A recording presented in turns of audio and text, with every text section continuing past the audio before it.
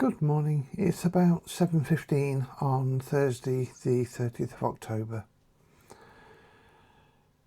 I'm going to chat today a little bit more detail about the mental health aspects of my life. I've actually tried recording this video on several occasions over the last week. It's proving quite difficult. In many ways, how do you condense a lifetime of events and things into a 20-minute video? And I think the honest answer to that is you can't. It's just not possible. So I'm going to try and break it down into smaller chunks and perhaps record this over a 2 or 3 video series, video chats, whatever you want to call them. So today I'm kind of going to focus on where things started, what the genesis of the problems and challenges that I have came from. Going way back to, I guess, the end of the 1960s when I was young, I knew right from a very early age, probably the age of 2 or 3, that I was different. And whilst it's probably not something I've touched on before, obviously I am transgendered. I'm male to female transgendered. I have very early memories of being aware of that. I may not have understood the implications or the complexities of what I was feeling, but I was very clear on what I was feeling. I was also very clear that I couldn't tell people, I couldn't reveal to anybody around me how I felt, because it wasn't an acceptable thing. It's people these days will sort of say, it's okay to be out and all this sort of stuff, but back then it really wasn't. On top of that, I had a very middle of the road, unadventurous family. Again, not blaming them for any of the aspects of the difficulties I have, but they were not particularly open-minded and understanding of diversity and alternative lives, if you like. So I grew up harbouring this huge secret, and that huge secret really became a huge fear, that if people ever knew about how I really felt, they would reject me out of hand. So I kind of created a persona, a personality or an identity that hid who I really was. I tried to fulfill all the expectations of my family and society's understanding of what a man really was. Whilst all the time inside feeling very different to that and wanting, or not necessarily wanting to be different, but knowing that I was different. Something I'll make very clear from the beginning, and a lot of people misunderstand this. Being transgender is not a choice. Being transgender, sure, whatever you want to call it, is something that chose me. I didn't wake up one morning and think, great idea, I'm going to become transgendered, I'm going to ostracize myself from society, become a minority and become vulnerable. So yeah, it's not a choice. It's no more choice than being straight or being gay or whatever. This is what nature made me. The only choice I have or had or ever will have, is how I deal with it and how I take what it's given me and work with it. So going back to my younger days, I grew up in a family that was, as I say, very conservative, very middle of the road, very middle class. My father, bless him, an absolutely wonderful guy, but not particularly understanding of the LGBT community. On many occasions I heard him talking about how much he disliked that community, how much he hated it, how much he hated everything to do with it. And that created a lot of conflict in my own mind, knowing that I loved and still do love my father, but at the same time knowing that I was something that he loathed, he hated, which set up a lot of problems for me. The same really with my brothers, sisters and my mum. Maybe not quite to the same extent, but yeah, not particularly understanding.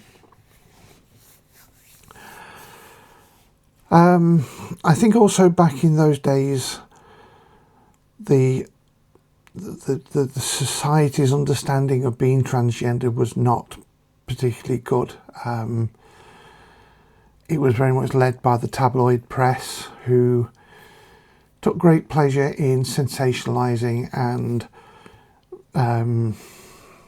focusing on the negatives, to be quite honest. They didn't ever portray positive images of transgender people,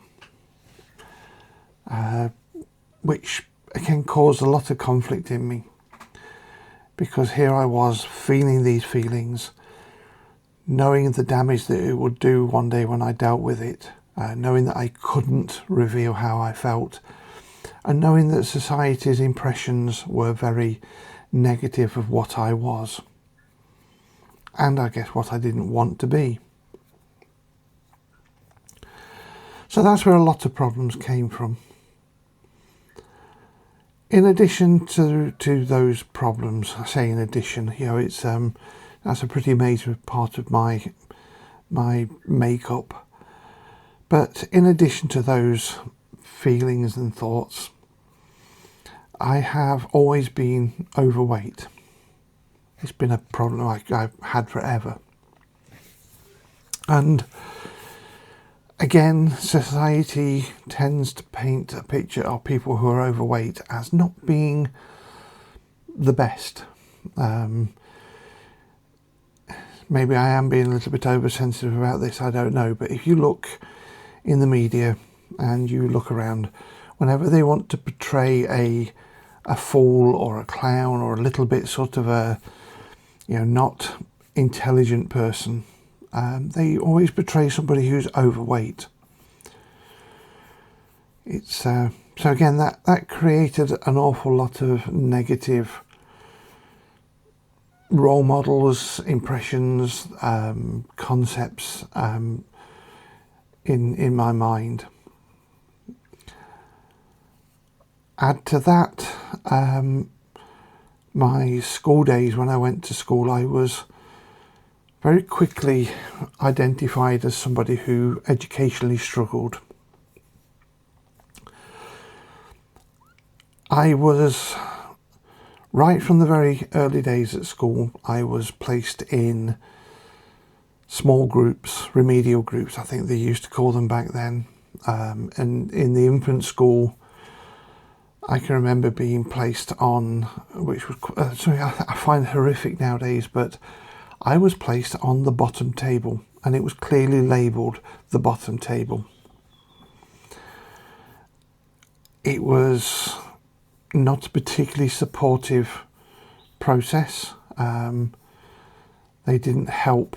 They just labelled us bottom table and kind of wrote us off. So yes, being put on the bottom table at infant school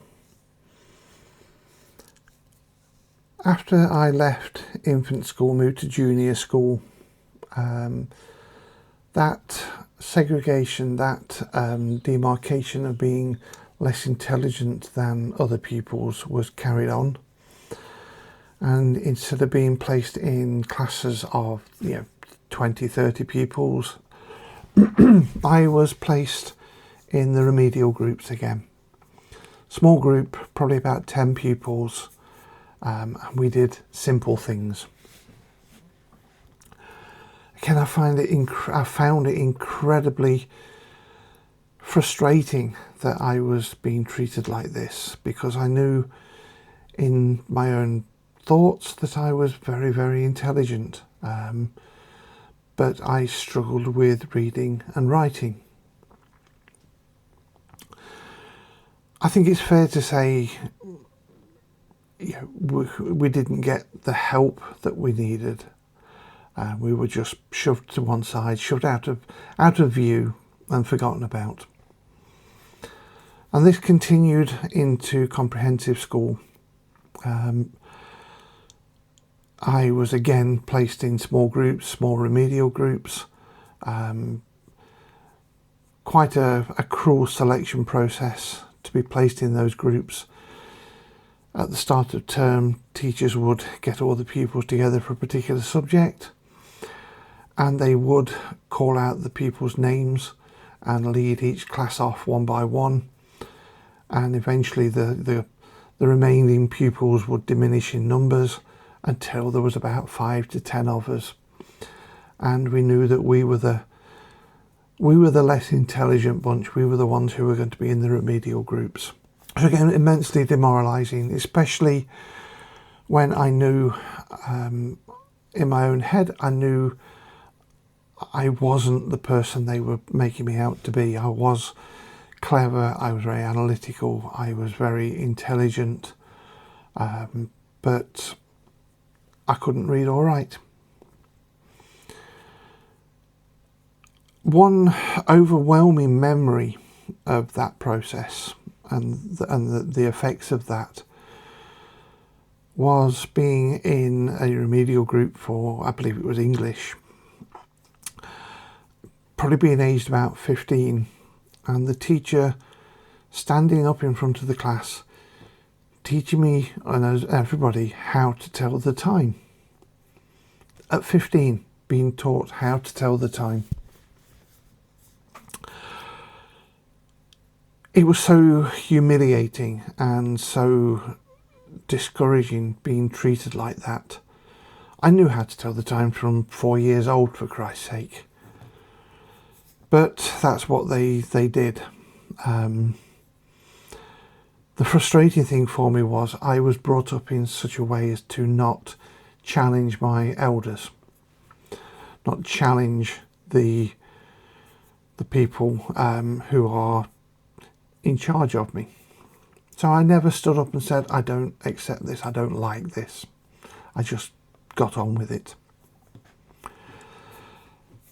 Looking back, it was, in terms of education, it was a classic situation of neurodiversity, I think they call it these days, but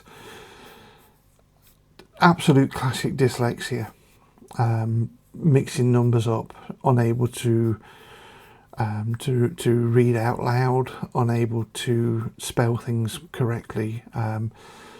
Even to this day, I struggle reading out loud. I don't have to do that nowadays, but yeah, I would struggle to read out loud. I cannot spell. I cannot spell very well. There are some words that are absolutely invisible to me. Doesn't matter how much I try, I cannot form those words into letters and write them down. I also suspect, and this is something that's come about over the last several years, that I fit somewhere on the autistic spectrum, and I fit somewhere on the ADHD spectrum. None of those conditions I've had officially diagnosed. Don't particularly want to, don't particularly need to. I certainly don't see any of those conditions as an excuse for not doing a proper job. But they all led me and led me to feeling, and added to these feelings, that I wasn't as good as everybody else around me, which again contributed to the negatives, to the feelings that, yeah, I was a nuisance. I was not as good as the people around me, not as good as my brother. He was a grade A, wonderful student, craftsman, could read, write, spell, do all those things, and I couldn't. I was always number two. I'm going to say I always felt that I was second best. I wasn't treated as second best, but that's how I felt. There were other things as well. There were comments that were passed, particularly things that come back to me about parents' evenings at school. My mum and dad would go off to parents' evening, and they would come back, and they would always come back with the same story. Debbie is a great student. She works very hard. She tries very hard, but she does this wonderful. She's great. She's polite. She's very friendly. She's very open. But there was always this but, and that but was, she's not very bright. And it chips away at you. Over time, it chips away. I think there's other things as well. There's been things like my weight problems. My parents clearly thought they were doing the right thing for me. They tried to encourage me to lose weight. And one of the things they did was speak to the school. And in terms of school dinners, I was given a completely different school dinner to everybody else. Where everybody else would have pie, chips and peas, I would have salad and an apple. And this further emphasised for me my difference, that I was different to everybody else. It didn't help me in any way. It just put barriers between me and the rest of the world. Barriers between me and my peers.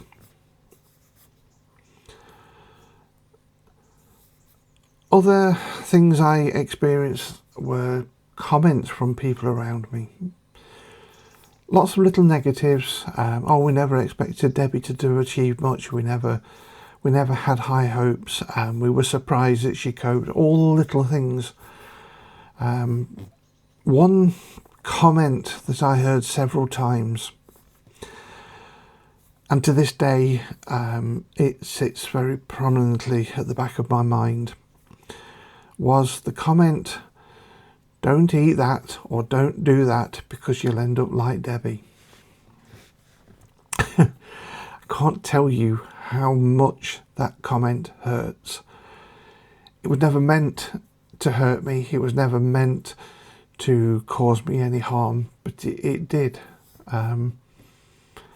Because I took that comment, well, what's wrong with ending up like me? Am I such a horrible thing that people don't want to be like me? To this day, I struggle with that. To this day, that absolutely tears me apart.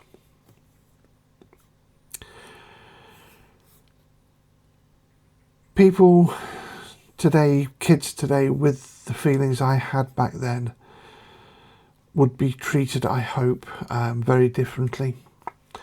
They would receive an awful lot more support.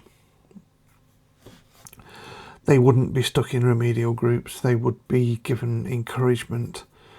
They would be given support. They would be given all kinds of things to deal with dyslexia and other neurodiverse conditions. Looking back, if you take every one of the things that happened to me through my childhood individually, they're all very tiny, they're all very insignificant. But when you add them all together over years,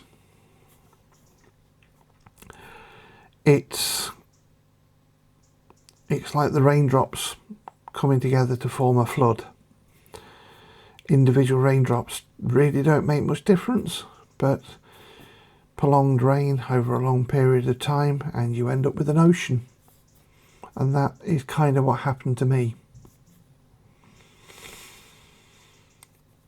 So that is a very brief, very perhaps disjointed view of where many of my problems started in my childhood, in my very early days.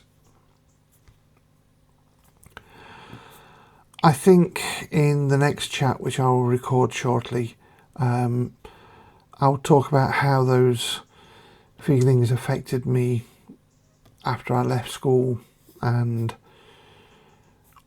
what they did, and some of the groundwork that it created for me, which later in life led to some very major mental health problems. So I'm sorry if that's been triggering. I'm sorry if that's upset anybody. As always, if you have questions, if you have experiences, please share them. Drop comments down below. I'm sure we can always support each other. I'm sure I'm not unique in what I've gone through. And I absolutely know that a lot of people of my age and my generation, Generation X, is it Gen X or whatever they call it, I know we all had that sort of upbringing. So there we go. Take care. Hope you all have a wonderful day, and I'll chat to you in the next video. Bye bye. Hi again, just quickly want to add a footnote to the video. Thank you very much for watching. I do hope you enjoyed it. It is a learning process for me, so come back in a couple of years' time and I'll be a millionaire and a YouTube influencer and maybe a little bit better polished videos. In the meantime, it only goes to say please subscribe, please hit the like button and leave your comments below, and I'll be very happy to interact with anything you say.